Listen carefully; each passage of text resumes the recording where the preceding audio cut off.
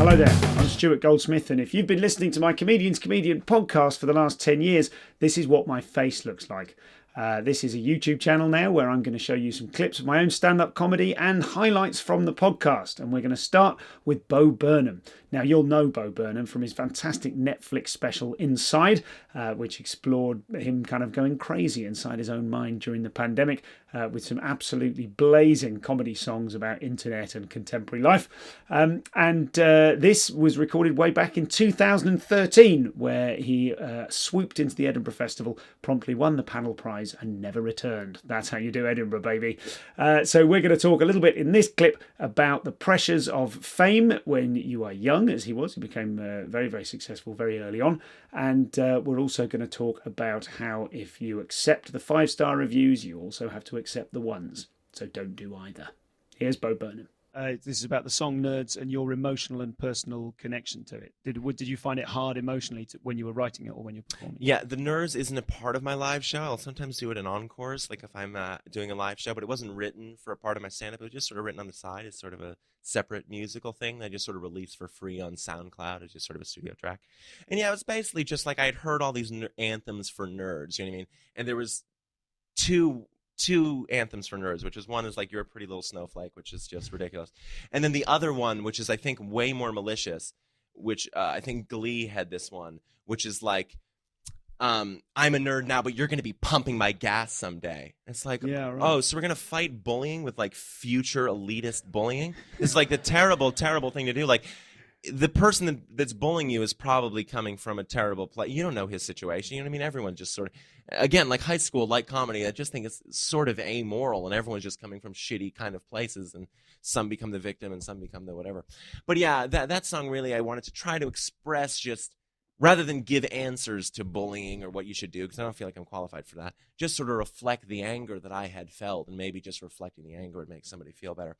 But yeah, I've gotten close to breaking down, not lost in my own thing, but I've seen, when I see like a little, 15-year-old kid in the crowd with his eyes up, that makes me feel good, that this is hopefully resonating with people. Again, the good thing is my job is not meant to be, I'm not meant to like my work. I don't have to love it. I mean, that's luckily not my job, because I would not be good at it. So, yeah. But you're not meant to love your work. Yeah, it's not my job to think I'm, Oh, I see. Too. Get lost in or anything. Like, I'll get off and be like, fuck, But yeah, so I'm much more affected by seeing the audience being affected. Like, I try to meet people after, it's hard here, but after every one of my live shows in the U.S., I try to stay after and meet everybody, because I need that. Without that, it's not so much I need to know that it worked for people, because if it didn't, I'll get off stage and think I sucked. So presumably have you ever had the situation where people have hung around afterwards to tell you they hated it? No. But you get like the typical, you get like a 16-year-old girl being like, hey, you were terrible. You know what I mean? Like being as a joke or something. Yeah. I'm like, it's like having, there's so many things. You're so tall. They say, how tall are you? I say 5'17". Yeah. And so there's like, you have all your little canned responses. They say, oh, you look so much smaller online. I say, well, yeah, it's a small screen or whatever. Yeah. But yeah, no, it's I very much try to connect to the kids and or whatever, or the audience, because I think it's probably all that I'm doing, if you strip it away. Do you build up a resistance over time to people telling you that you're fabulous? No, it's more a recontextualizing, I think, of hate versus love, because what I hear is like a lot of common thing with singers or young people say, the haters, screw the haters, man, there's always going to be haters, but there's always going to be people who love you, like in that new Miley Cyrus song, forget the haters or whatever. And I think it's a deadly mindset to have, because if you believe the love, you're always going to believe the hate. And if you can recontextualize both and realize that the love that you're getting is equally distant from the hate that you're getting, I think you're going to be in a much healthier place. So I look at people that say, I love you, oh my God, and I realize that they love the idea of me. They love, just like the person that says, I hate you, you're unfunny, whatever. They don't hate me, they just don't like my stuff. So I realize that mostly the opinion of strangers ranges between liking my stuff and not liking my stuff. But if you try to coax and fix the hate that you get with the ridiculous love you get, you will never stop believing the hate, because you're believing the other side of it. that makes sense. Absolutely. It's interesting. I wonder how you arrived, or how quickly you arrived at that conclusion, given that when a new comedian starts and a new comedian goes out in the clubs and does open mic spots, you will get a few heckles or whatever. Whereas you, presumably, as a new YouTube video creator with 7 million hits, you're going to have an unbelievable amount of negativity. Yeah, the first video I posted, the first comment was "Go Gadget faggot," which Go Gadget. It was literally like "Welcome to the internet." Yeah. Go Gadget is like Inspector Gadget was like an inspector. We like Go Gadget helicopter, and the helicopter would come out. So it's pretty brilliant that the guy would think Inspector Gadget would say "Go Gadget faggot," and I would appear. It's kind of amazing.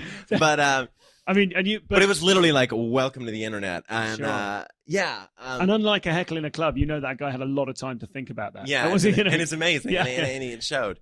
But it's not easy to contextualize, and it's not easy. I mean, it's not easy to take at face value, and then it's not easy to contextualize things, and then responses from people don't become real. I don't want to become the person that dismisses anything from people, but you have to, because if you're accepting all, it doesn't make any sense. This is the struggle of, doing this. Is like, I know it's a very perverse job, and a job that probably doesn't lead to a healthy mind. And I think even more, and I feel like success is probably the worst, only leads to worseness, because it's more people and it's grander scales, and it's smoke blown up your ass just like 24/7, and it's so it's hard. It's very, very hard to stay grounded. So that's why I think it's easy for me to flirt with disaster at all times, because I probably maybe want it subconsciously. Anyway, see ya. That's fascinating. Okay, just the idea that you might, because I think to the outside world, and coming back now maybe to other comedians, it looks like you can do no wrong. It looks like everything you do is incredible. Everything you do gets fantastic reviews, or that kind of stuff. It's interesting to think that maybe, and that might well not be a reasoned or intelligent look at your success. But it's interesting to think that if things do work for you a lot and you'll get a lot of success very young, maybe there is a part of you that thinks, maybe the idea of it all going horribly wrong is sort of like looking over the edge of a cliff and thinking, oh, maybe I should, having that little mad thought, I'll just jump off. Yeah, especially if you're like hot on the cliff, and there's like cool blue sparkling water below. But like, no, I just look at a lot of people my age that have done very well and stuff, and I see how they're dealing with it and doing well with it, quote unquote. I'm like, I don't think I want to be that person. I don't think I want to have that mindset, because that'll just make me blind to things. Like people managing their fans. Like, I love my fans. Like, my fans are the best fans in the world, guys. Are they? Because they buy your shit and fund your houses, you douche. Like, of course you love your fans. Like, loving your fans is the most ridiculous, I hate, fan from like fanatic. It's a crazy term and insane, it's like people like your stuff for, your most diehard fan thinks of you 0.1% of their life. They're not your fan. They're a person that, once in a while likes your. I don't hear anyone else calling people like, I don't know, customer, which even is terrible, sounds less bad than fan to me. Have you ever approached the business side of cultivating an audience? Have you ever done that? Yeah, this whole strategically. This whole talk has been a very strategically planned, sort of sellable, arty guy is into this stuff. But I mean, now for a lot of club comedians, there's more and more, now that social marketing has become not just a fad, but something that has proven results again and again. There's now almost like cottage industries of people going, I can help you, a comedian, how to engage with social marketing. Yeah, I think a problem is that like self-promotion has taken the top spot in comedians' priority, for young comedians, like the priority. When I think that good material promotes itself, I know that sounds a little, but it is. I mean, that's certainly the most important thing. And if you're self-promoting and you don't have good material to direct them to, nothing's going to stick.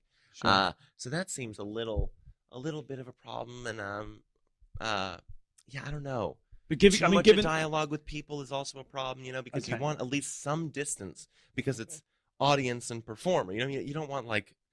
With anything that you're consuming or watching, you don't want, it's like with these movies giving like 7 trailers and 8 teasers. You know what I mean? Sure. You're way too familiar with it. Sure. And I try to keep just a little bit of a distance with people because I want there to be some mystery that I can reveal. I want Kiefer Sutherland to be Jack Bauer. I don't want to meet him in a bar. Well, that's the other thing. I like hate. I think like movie stars are like so antithetical to like the art of movies, because like in theater, when you go see like a live theater show, you've never, if you see one of the amazing shows here, you have never seen this person, so they are that character, you know. And even in the most brilliant movies nowadays, it's like, oh, let's see Philip Seymour Hoffman try this thing on, you know. I think like the greatest actors should be in like 2 to 3 movies. It should be like, did you hear like Daniel Day-Lewis is doing another movie? He's doing 3 movies. Can you believe a guy has done 3 movies? That's amazing, you know. But now, it's just like you're not even seeing characters anymore. It's like, oh, so like Paul Rudd's name is Simon in this? Fuck off. You know what I mean? It's like why even change it? And I love Paul Rudd. I think he's amazing, but it's like there's amazing actors all over the world. There's amazing, amazing actors that deserve their spot, you know, and I don't really love that. As opposed to like, I do think like writers and comedians and stuff, there's a different flexibility in what the art's supposed to do, as opposed to actors in the film who are just supposed to disappear behind a character. And so that sort of stuff.